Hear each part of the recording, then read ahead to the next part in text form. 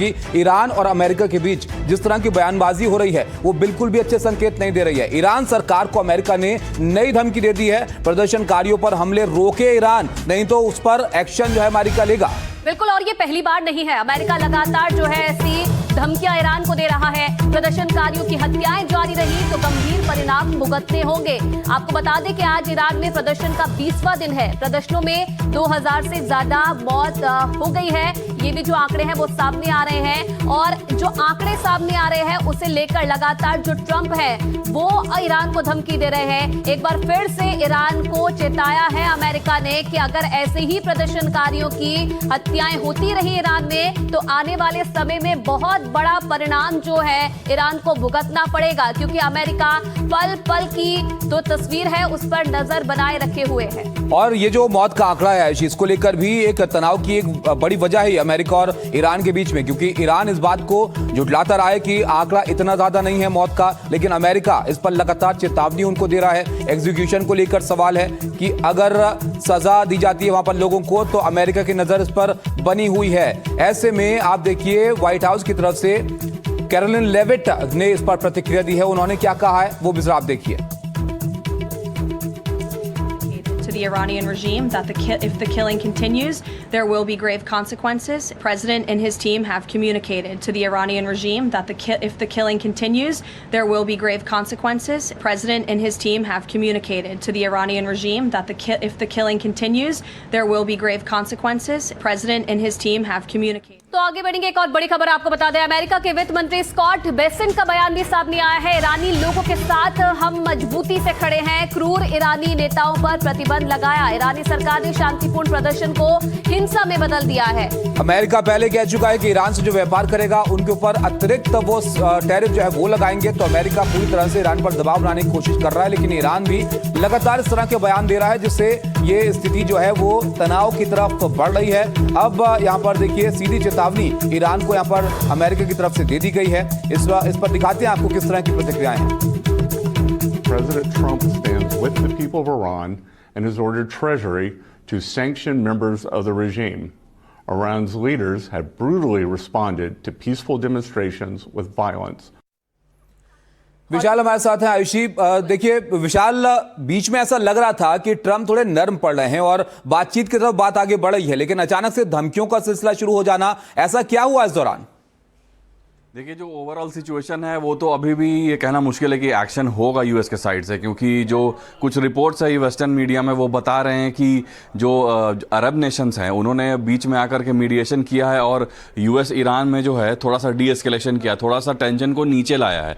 भले ही Scott Bessent ने ये बोला है कि हाँ एक्शन हो सकता है, तो बयानबाजी तो चल रही है, लेकिन जो ओवरऑल सिचुएशन है वो थोड़ा काम होता हुआ दिख रहा है। जो तेहरान में भी सीन है, प्रोटेस्ट ऑलमोस्ट खत्म होते हुए दिख रहे हैं, तो उसका मतलब ये नहीं है कि नेगोशिएशंस की वजह से हो रहा है, वो तो ईरान ने जो क्लैम्प डाउन किया उस वजह से हो रहा है। लेकिन जो ओवरऑल टेंशंस थे यूएस और ईरान के बीच वो कम होते हुए दिख रहे हैं, क्योंकि जो कतर, इजिप्ट, सऊदी अरेबिया के मीडिएशन की वजह से ऐसा रिपोर्ट्स बता रहे हैं कि ये टेंशन कम हुए हैं। लेकिन जो एक्शन होने की संभावना है यूएस मिलिट्री के द्वारा वो अभी भी हो सकती है। व्हाइट हाउस ने भी बोला है कि जो मिलिट्री ऑप्शंस हैं वो अभी भी टेबल पर हैं, तो एक्शन भी हो सकता है। और कई बार हमने देखा है कि जो एम्बिगुअस स्टेटमेंट्स होते हैं, जो कंफ्यूज करने वाले स्टेटमेंट होते हैं, वो दिए जाते हैं यूएस गवर्नमेंट के द्वारा, वो एक स्ट्रेटेजी होती है, अचानक से फिर एक्शन भी हो जाता है। तो अभी कुछ भी कहना मुश्किल है कि एक्चुअली में क्या होगा, लेकिन सिचुएशन ऑन ग्राउंड थोड़ा काम होता हुआ दिख रहा है।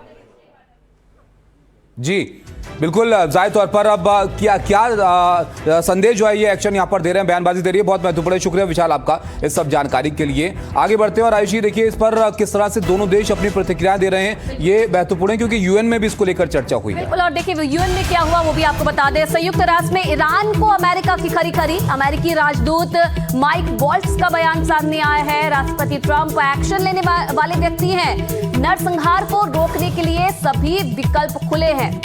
तो यहाँ पर देखिए आप सीधी चेतावनी हर जगह से। अब इन बयानों का क्या मतलब है? ईरान के इतिहास में कभी भी ऐसा प्रदर्शन नहीं हुआ है, ये भी यहाँ पर कहा गया है। जरा देखिए आप यहाँ पर क्या कहा गया। Iranian regime has unleashed on its own citizens, its own people, has repercussions for international peace and security. You're going to hear today that it doesn't, that it's an internal matter. absolutely wrong and false. This demands this council's attention. The people of Iran are demanding their freedom like never before in the Islamic Republic's brutal history.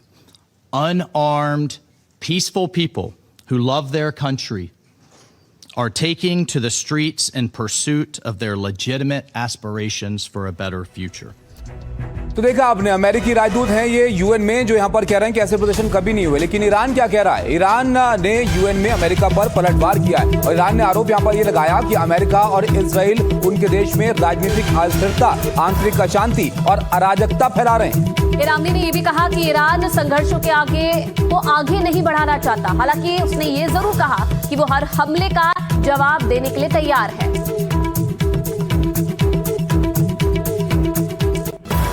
तो देखिए, इस वक्त तो पूरी दुनिया की नजरें Iran पर है। वहां की सड़कें खून से लाल हो चुकी है। हजारों प्रदर्शनकारियों को इस वक्त गोलियां मारी जा रही है। दूसरी ओर सरकारी टीवी के जरिए दुनिया के सबसे ताकतवर मुल्क के राष्ट्रपति को सीधी धमकी दी गई है। क्या ट्रंप इस धमकी का जवाब देंगे? मिसाइलों के जरिए जवाब देंगे? ये बड़ा सवाल है। एक रिपोर्ट से आप देखिए। पिछले 20 दिनों से धधक रहा ईरान। हवा में आजादी के नारे और अपनों को खोने की चीखें गूंज रही हैं। इस्लामी हुकूमत के दमन के आंकड़े थर्राने वाले हैं। नॉर्वे स्थित ईरान ह्यूमन राइट्स के मुताबिक अब तक 3400 से ज्यादा लोग मारे जा चुके हैं और 18,000 से ज्यादा सलाखों के पीछे हैं। अपनी जनता का गला घोटने वाले ईरान ने आज दुनिया के सबसे ताकतवर शख्स को भी सीधी धमकी दे डाली। ईरान के सरकारी टीवी पर ट्रंप की वो तस्वीर दिखाई गई जब उन पर जानलेवा हमला हुआ था। साथ ही तस्वीर पर लिखा था, इस बार निशाना नहीं चुकेगा। इसी बीच ईरान के विदेश मंत्री ने भी अमेरिकी चेतावनी का जवाब दिया। My message is do not repeat the same mistake that you did in June. If you try a failed experience, you will get the same result. दूसरी ओर ट्रंप के तेवर भी बदले से दिखे। उन्होंने कहा कि ईरान ने प्रदर्शनकारियों को फांसी देने की योजना रोक दी है। कहीं ऐसा तो नहीं कि ट्रंप एक बार फिर ईरान को चौंकाने वाले हों। तो देखा आपने किस तरह की प्रतिक्रिया आ रही है। ये सब देख के आप भी यहाँ पर कहेंगे कि ये हो क्या रहा है ईरान और अमेरिका के बीच में। उधर ईरान पर डोनाल्ड ट्रंप ने भी ट्वीट किया है। इसमें वो कह रहे हैं कि शांति बोर्ड का गठन किया गया है। बोर्ड के सदस्यों की घोषणा जल्द यहाँ पर की जाएगी। तो डोनाल्ड ट्रंप ने प्रतिक्रिया दी है जैसे हालात यहाँ पर बने हुए हैं। बिल्कुल, और लगातार सोशल मीडिया पर पोस्ट करके वो जानकारी दे रहे हैं। शांति बोर्ड का गठन किया गया है। ईरान पर डोनाल्ड ट्रंप का ये एक्स पर पोस्ट आप देख रहे हैं। शांति बोर्ड का गठन है और बोर्ड के सदस्यों की घोषणा जल्द ही की जाएगी और इसके बारे में भी जल्द जानकारी दी जाएगी कि आखिरकार कौन कौन जो बोर्ड के सदस्य हैं वो होंगे, क्योंकि लगातार ईरान में जो हालात हैं वो सुधर नहीं रहे हैं और दूसरी तरफ अमेरिका लगातार बयानबाजी कर रहा है और अब जो है इसका समिति का गठन किया गया है। अब चलिए आगे बढ़ेंगे। एक और बड़ी खबर आपको बता दें, ईरान में फंसे भारतीयों को निकालने की मुहिम जो है वो जल्द शुरू हो सकती है, क्योंकि इस वक्त हजारों संख्या में जो भारतीय हैं ईरान में फंसे हुए हैं। ईरान ने नागरिक यातायात के लिए अपना हवाई क्षेत्र फिर से खोल दिया था, जिसके बाद बताया जा रहा है कि भारत जल्द ही अपने नागरिकों को वहां से निकालने के लिए मिशन शुरू कर सकता है। बताया जा रहा है करीब 10,000 के आसपास की तादाद हो सकती है, जिसमें ज्यादातर वो लोग हैं जो पढ़ाई के लिए ईरान में गए हुए हैं और इनको लाने के लिए अब यहाँ पर कोशिश जो है वो शुरू की गई है। मुख्य रूप से गोलिस्तान विश्वविद्यालय के छात्रों के साथ साथ SBUMS और TUMS के कुछ छात्रों का दूतावास ने रजिस्ट्रेशन कर लिया है। लेकिन जो भारत में लोग हैं जिनके अपने परिजन वहां पर ईरान में मौजूद हैं या किसी भी काम से वहां पर वो गए हुए हैं, वो काफी दुखी और चिंतित हैं। ये देखिए आप, गाजियाबाद का एक परिवार है जो अपने को वहां से लाने के लिए चिंतित है और ये भावुक जो माता पिता हैं वो यहाँ पर नजर आए हैं।